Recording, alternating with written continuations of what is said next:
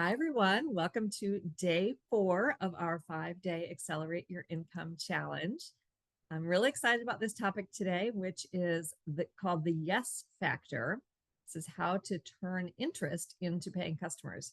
So let me share my screen and we'll get started.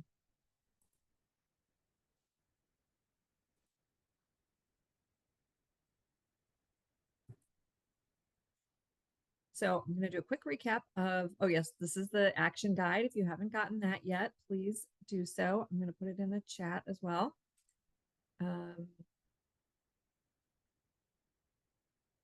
Yeah, there's the link if you want to grab the action guide if you haven't gotten that yet. So I'm going to do a quick recap of the first 3 days of the challenge. So the first day was about nourishing your own garden in your head, and yourself, in your heart, your personality, your soul, all of that. Remembering that you can do hard things, you have done hard things, and your confidence as you grow, as you get more success in your business, your confidence is going to grow. But there are strategies and statements that we can tell ourselves to help improve our confidence, to make sure that we are presenting ourselves in a way that is going to result in sales, instead of sometimes we have stories that we tell ourselves that hold us back. So day 1 was all about mindset. Day 2 was finding your people. And remember, we said that the one thing that all of your customers have in common is that they have the problem that you solve. And then we talked a lot more about how to find them. So yesterday was magnetic messaging. This is powerful ways to talk about your business. And we talked about the elevator pitch plus, which is something that we teach at Aviatra. And we talked about how to share your customer success stories in an effective way and the importance of them. And then in general, I just wanted to recap with the importance of clarity. So clarity attracts the people that you want and that who vibe with you and want what you have. And it repels the people who don't, which is great because that saves you time. It saves you money from trying to convince those people to buy from you when they probably never will. So speaking of buying from you, we've gotten your mindset right. We've figured out where to find your customers. You've nailed your clear messaging. Now let's talk about how to get your customers to say yes. So what you have to figure out is the tipping point that will work for your customers. So, they're in balance, or maybe they're tipped the wrong way, where they're like, no, I'm not ready to spend. Then they become in balance, and they're like, well, maybe what is going to tip that? What is going to tip the scales in your favor to get them to say yes to purchasing from you? So this woman here is thinking about purchasing, and this woman's ready to purchase, right? So let me just quickly go over the 5 stages of customer awareness, because this is really important to understand. So the first stage of customer awareness is unaware. They are unaware that they even have a problem. So, or the problem that you solve. They're probably aware that they have problems in their life, but they're unaware that they have the problem that you solve. So an example of this is somebody who has ants, but has not yet seen the ants. They don't know they have them yet. So they will never buy your bug spray because they don't know they need it. So then the next stage is they're problem aware. So they do know that they have a bug problem, they have an ant problem, but they haven't yet begun to investigate the solutions. So then the third stage is they have an idea of the solution. So they've either thought about it or done some research. And in this case, the woman is considering bug spray, an exterminator, or perhaps an anteater, which, is fun on so many levels. So, so she's solution aware, but she hasn't yet figured out which solution she's going to go with. The next stage is product aware. So they know the product that they want to do, or the service. They know what they want to choose.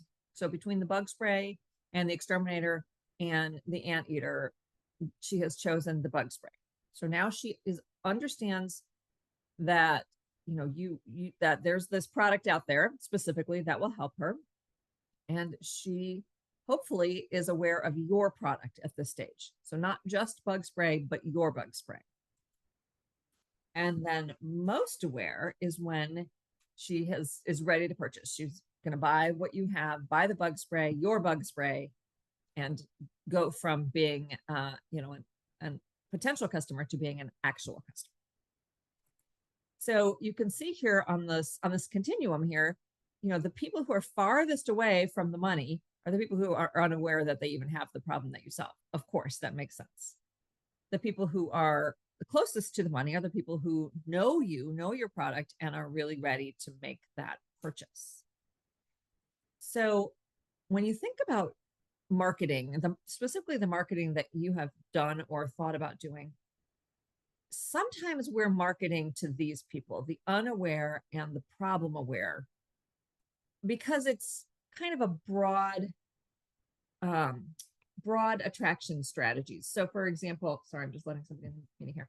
So for example, if you think of a target, like a target with the red circles, and you are social media, generally just general advertising, not very targeted, is the outer ring of the target. That's what is going to reach the unaware and the problem aware people. But since they aren't ready to buy from you, it's not going to convert. So just having them hear about you is not going to make them buy from you. So what we want to do is get into the inner rings. And then of course, as you grow, really, we've seen plenty of big companies, like let's say Coca-Cola or Pepsi, where they have campaigns where all you see is, they just talk about Pepsi or whatever, Coke, and you're not even thirsty then. You don't even care. Or beer, if you don't drink beer. Let's say that's even a better example. What if you don't drink beer, but you see a beer advertisement? You're like, okay, yeah, I know it's out there, but I don't want it. So that's the really big outer ring of the target. And if you do not want to waste your money or your time on that, it's just completely pointless. And sometimes what we do, because it's easy to broadcast marketing, we actually inadvertently end up targeting those people. So what we want to do, of course, is target these people, the ones who are aware of the possibilities, solutions, the ones who are aware of what you sell, and the ones who are really ready to buy. So when we're focusing, of course, these people are closer to the money, closer to the sales. So let's talk about the tipping point for these people, the people who know your product or service, and the people who are really ready to buy, but haven't yet. So thinking about what is the tipping point for them? What is actually going to make them finally actually give you money, right? Pull out their card. So for in the ant example, it might be somebody who is like, okay, I know about this ant spray. I know about it. I'll get it. I just haven't gotten to the store yet. And then an ant walks across their plate while they're having breakfast. They might be like, oh no, that is it. And they just go and get their purse and they go off to the store. That's the tipping point, right? What else could be the tipping point? They have company coming over and they don't want to have, they don't want to obviously have ants because that makes them seem like they don't keep a clean house. So what the idea here is to figure out what is the tipping point for your people. So I'm going to talk about some strategies, and I know you can come up with some examples of this. So scarcity. I think there's a lot of online businesses that do this really well. You put something in their cart. Old Navy does this. You put something in your cart and they're like, only 7 left, or this is a high price, a high popular item. You can only keep it in your cart for 30 minutes. And so then you're like, I got to get it. And so the scarcity is very powerful. And especially if you have a one of a kind type, sorry, my cute little scarf is adorable, but it keeps falling off my head. Okay. So scarcity, thinking through, okay, can you use this? Maybe it doesn't apply to you, but maybe it does. And so thinking through, it's a very powerful one. Now let's think about another one, time limits. This is also another really powerful tipping point strategy. So, the sale is ending. These are going away. The let's think about pumpkin spice latte or pumpkin spice, lattes from Starbucks. There's really just a limited time when you can get those. In December, they're gone. You cannot get them any longer. You have to wait until the following September. So it's a way to drive excitement. Sometimes people do like a seasonal collection. If they have, like we have a woman in our Momentum Accelerator right now, and she creates these beautiful hand poured candles, but she also has a seasonal collection of decor items that go along with the candles. And so she'll have, for example, a sea and sun candle for the summer, and then she'll have some driftwood tray and a throw that has the colors of the sea in it, and some ceramic seashells. And this is her decor summer collection. And when in the fall, that you can't get that anymore. So it's time limited. So this could be a strategy that you can use.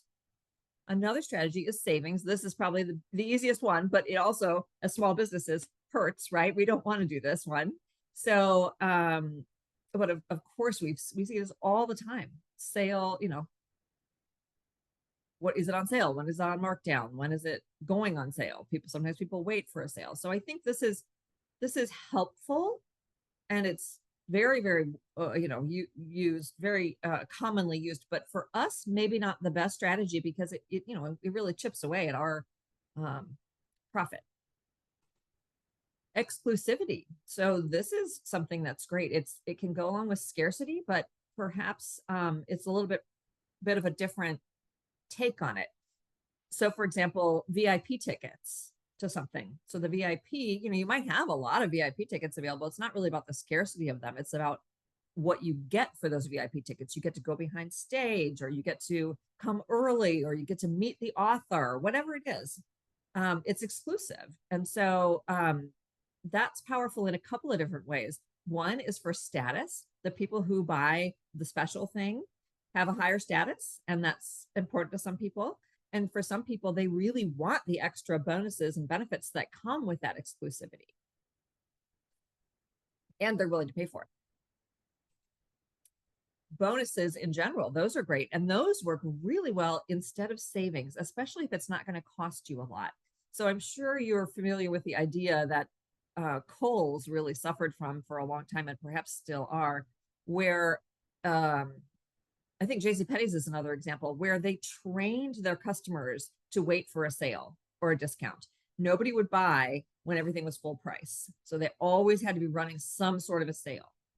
So bonuses, though, for us, if it's so, for example, if you offered some jewelry and you included the earrings with it, it's a special deal. And the earrings don't cost you as much. Well, for one thing, they do cost you something, obviously, but hopefully you have a good enough margin on the necklace that you can afford to give away the earrings with it. Also, you're not training your people to expect a discount. You're just giving them an extra bonus for this in this deal. And so what can you offer? Can you offer like an additional, so for example, this Fuel Your Startup program that we're going to be promoting, right after this, it's the natural follow-on to this challenge. And one of the things that we offer as a bonus is I will personally review your website to make sure that your messaging is, reinforced what you want to say and is doing its job on your website. So that's a bonus. It takes my time, but I don't have any hard costs associated with it. And so that bonuses can be a really powerful tipping point strategy as well. And all of these work in combination too. So when I'm done with this list, let's talk about the combinations. Guarantees. This is really powerful, especially with a high ticket item. And especially with somebody that you don't yet really know that well, like the person who's selling it, like you don't really know if you can trust that they're going to give you something that's quality. So having some sort of a guarantee, even if it's, for your course and you have to prove that you did the work, and then if it's still not working, you can reach, you'll give them the money back. Even that gives people a sense of confidence in purchasing. And so think through what you might be able to offer, what kind of a guarantee you can offer. Perhaps, if they get it home and they don't like it, they can come back and get a store credit, something like that. Free trials. This is huge for apps. People they'll have a free trial get involved for, use the app or whatever for 2 weeks, and then you have to start paying. And of course, by the time you get into it and you've set it all up and done all the exploration, you feel like, well, I might as well do it. I've already spent all this time anyway. So it kind of tricks your brain, but also it gives you the opportunity to test it out before you have to pay for it. Maybe you won't like it. So let me go back real quick and talk about the combinations here. So time limits and bonuses work really well together. So if, like an early bird type of a thing where, the first 5 people, this could be scarcity as well. The first 5 people get this extra bonus, or the bonuses go away after, as we get closer to the doors closing on this deal. Savings, again, savings and time limit. The sale only goes so long and then it's going to be over. Exclusivity and scarcity work hand in hand. There might be not as many of the exclusive deals as there are of your general deal. So you can see that you can really use these to become the tipping points to get people to take action now, because it's lovely to have them be like, yes, yes, yes, I will do that when I'm ready, but that doesn't help you today, right? They may convert in the future, or they may get distracted, or they may find a different solution. You want them to take action, obviously, as soon as possible. And so these tipping point strategies, thinking through how you can use them to take your people who are ready to buy but haven't quite yet made the decision, or they've become aware of what you're doing but they're not ready yet. These can help push them a little bit, give them that little nudge so they're ready to purchase. So your assignment for today is to pick one tipping point strategy to try. So let me go back, and I would love to hear your thoughts on which one of these you think might work for you, or which ones might work for you. Does anybody want to brainstorm with me? I'll always talk. Great. Okay. I think that some of this stuff I already have in place pretty well. Good. Because I feel like by the time when I get clients contacting me initially, they're already about 80% on board with using me. Yeah. Because everything that I have, I mean, I do some mild marketing, but I don't do a lot. Most of my business either comes straight off of Google, where I have a lot of good reviews, Good. or it's from personal referrals where they're trusting the person who told them. So they're already on board pretty well before they even contact me. Good. But one of the things that I know has worked really well this year, sort of starting out at newer business, in a way, is that a lot of, especially bridal specific, the bridal shops get booked up very, very far out in the future. And so when they're calling around, if they're not looking for me first and just calling around or going down Google, most of them you can't get into them. They're booked. The other bridal alteration shops are booked out 6 months or a year in advance. So the fact that I can even get them in when it's combined with having good referrals is enough right there to kind of get people to buy into it. I mean, I'm starting to get to the point where I'm having people actually call and be like, can I get an appointment next spring? And I'm like, what? I don't even know what I'm doing next spring. Like, I think it's common to have that happen. I just haven't experienced it yet. But I've had a lot of people need things very last minute, and there isn't anybody else that can do them. Do you do an upcharge for that? It depends. I Definitely know I'm in a lot of like the bridal alt groups, and we talk about rush fees all the time. It depends. Honestly, it depends on the circumstances. It depends on my schedule that week. It depends on, I mean, sometimes my take on that is you're leaving money on the table. People expect a rush fee. I mean, of course they expect a rush fee. It's not like they're going to get insulted by you tacking one on there. Yeah. So, Yeah, I think I just personally, I always kind of just feel bad about, because sometimes it's circumstances that they really didn't have anything yeah, to do with. And so then I sure. kind of feel bad about it and, and it's okay. And especially if it's a situation where like I didn't have anything to do on Thursday anyway, or whatever, that I'm like, okay, sure. Well, You know, you can certainly run your business the way you wish to, I of know, course, but I definitely that, think that yeah. that's an area of opportunity for you to And spend a little bit more most money. people do it. And I Yeah. do it a lot of the time, but not always. Okay, good. All right, Jennifer, what tipping points are you going to try, or do you already use? Well, one of the things I offer with my framing business is I do free pickup and delivery, Oh, that's a good and one. they love that part. But here recently, folks have been bringing their artwork to be framed in frames they already have. Okay. And so that's where I make a lot of my money, is off of the sale of the actual frame itself. So Uh, I'm not picking up and delivering on that.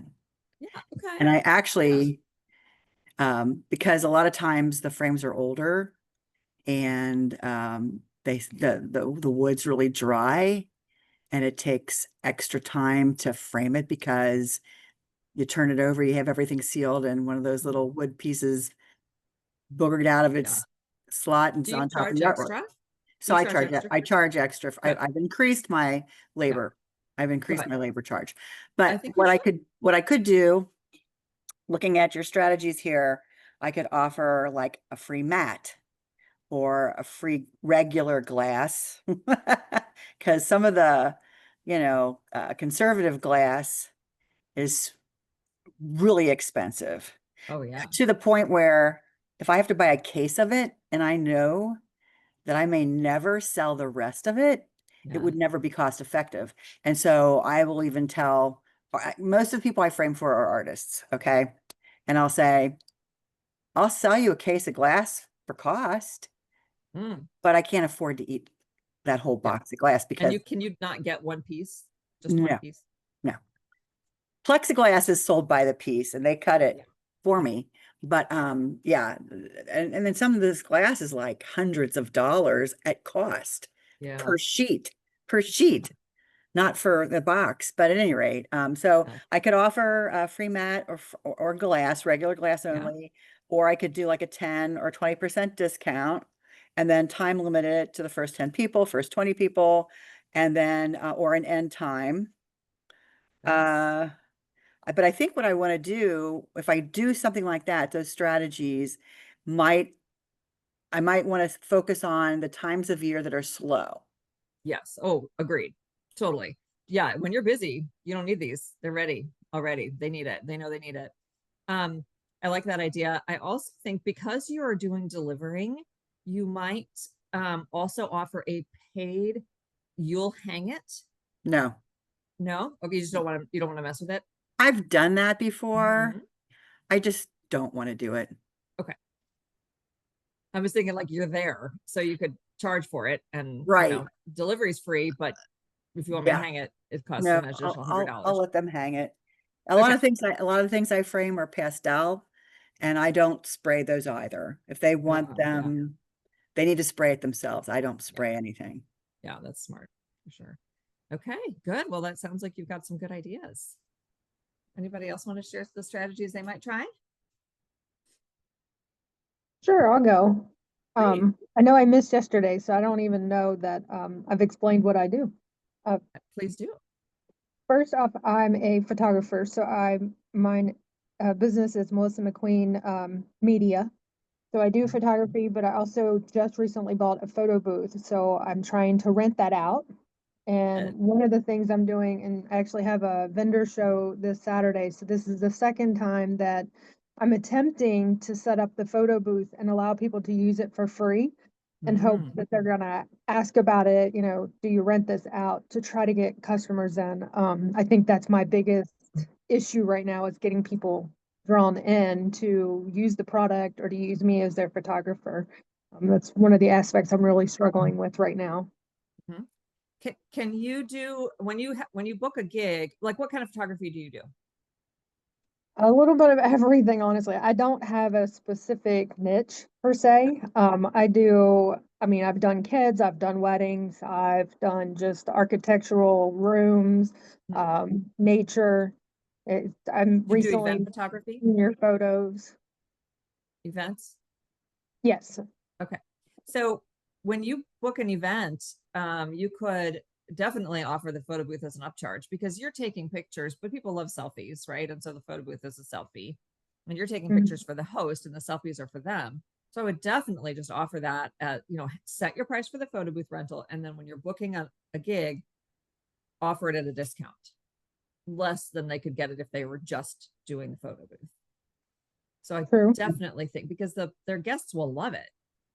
And Right. then I'd like the idea of using the photo booth at a vendor fair just to get the, awareness for it for sure.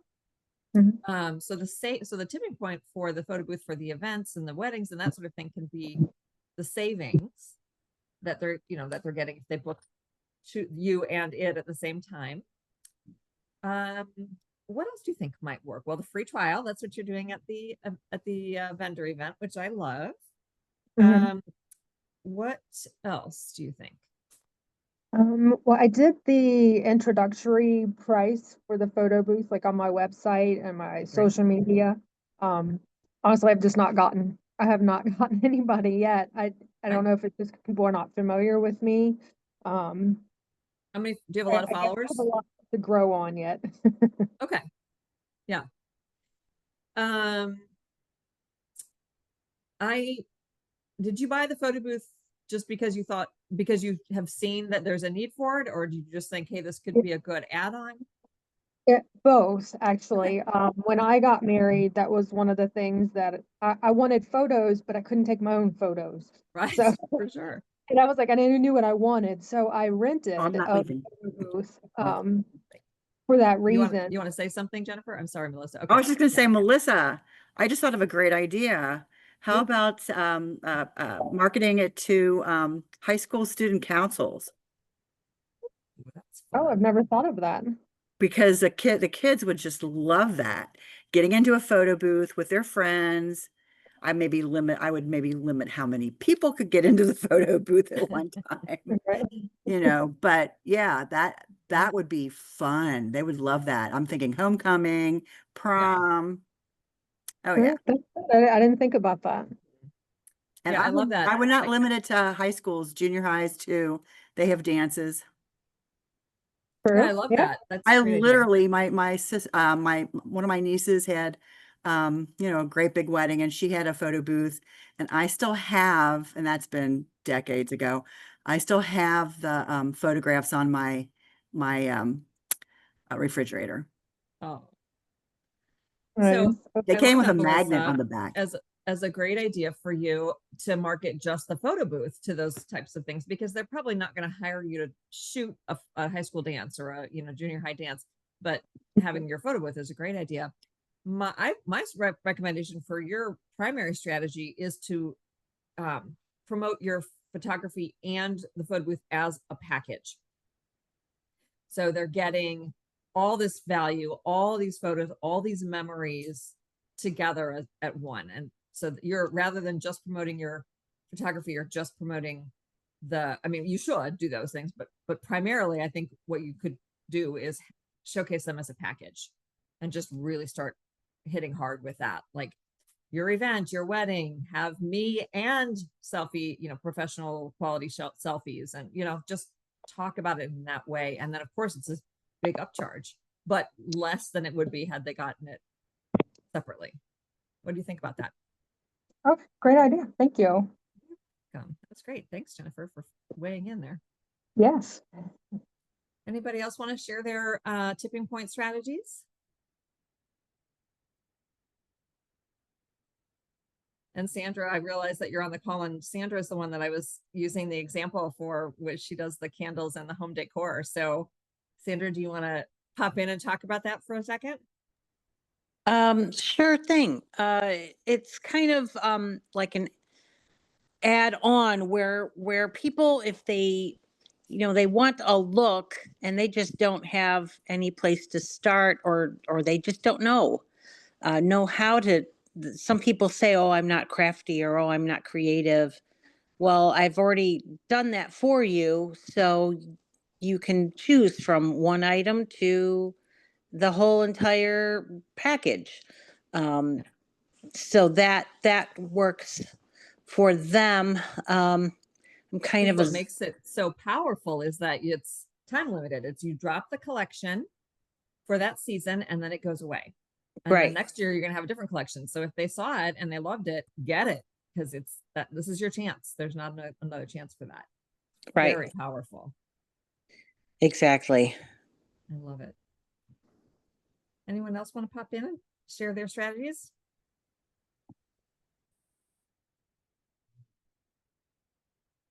Candy, I can't tell if you're trying to come off mute or not. Okay, well, this was great session. Thank you, everybody. So remember, you're going to pick one strategy to give it to try in your brand. And then tomorrow, we're going to talk about, it's called Profits on Tap. So we're going to talk about how a plumber's mindset helps you reach your income goals. Can't wait to share that with you. It's going to be a little bit of a longer session, and I will send out the replay to this and see you all tomorrow. Thank you so much. Thank you. Thank you.